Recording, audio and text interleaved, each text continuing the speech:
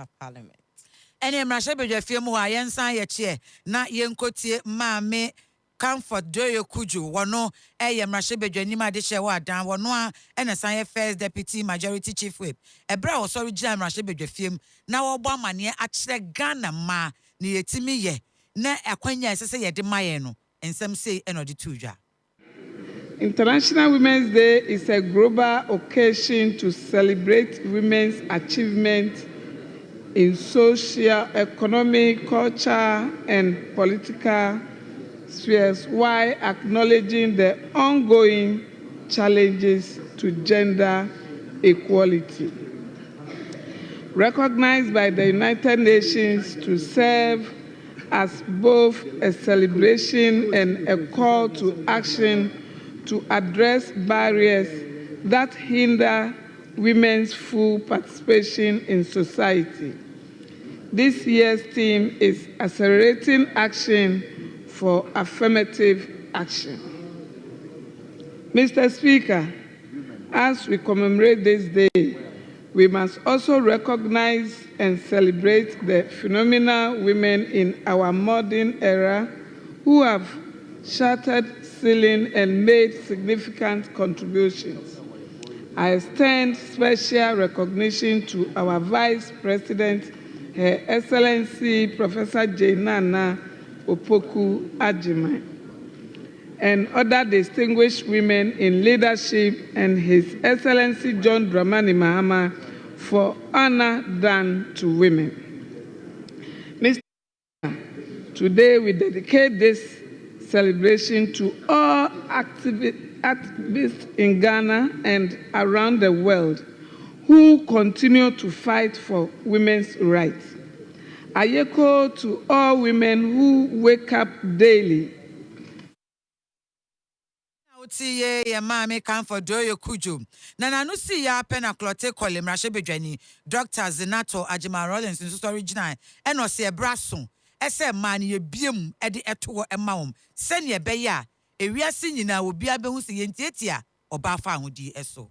Her for such a statement, and also to remind us that we did come out with a gender equity law, which was the Affirmative Action Act last year. And this is supposed to make sure that we have 50% women representation in various ministries, departments, and agencies.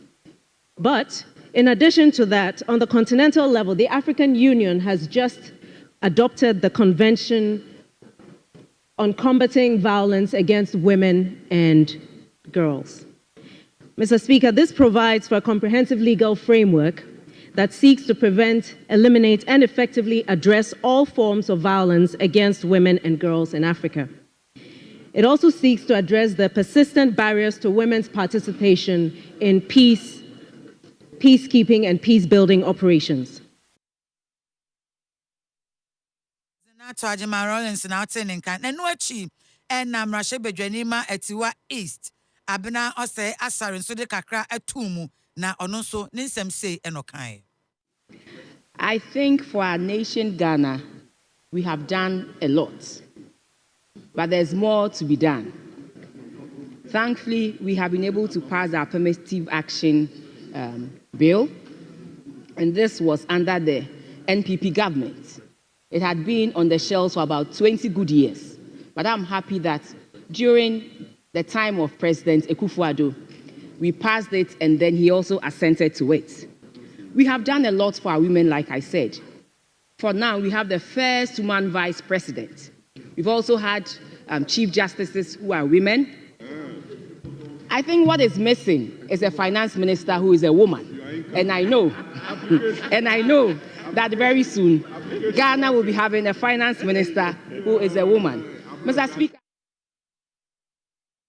Say asari enonom ne krakra mu ena maame Koko Loretta Asante MP Emma Etiwa West ne se Etiwa fo no wamo ba pa Etiwa East akasa na Etiwa West anu so original eno se affirmative action no aba setena yagye atum e de ensa hyase akasa be ye adwuma ama obi ahunu se eye adwuma ono nso ne nsam ni.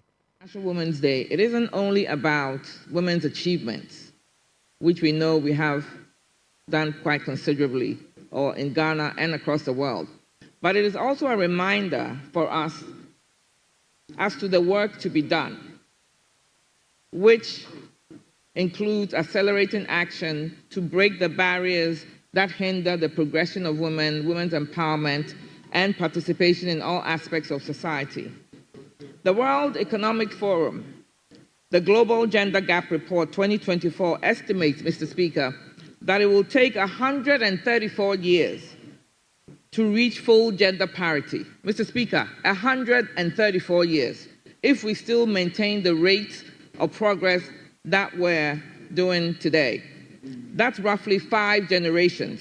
Mr. Speaker, that's beyond the United Nations 2030 Sustainable Development Goal, and it is unacceptable to wait for 5 generations to achieve gender parity.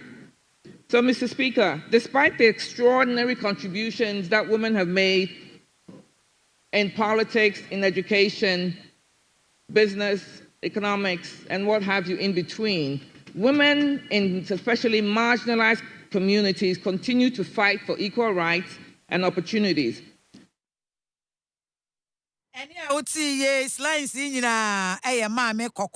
Loretta Asante, MP Emma Etiwa West.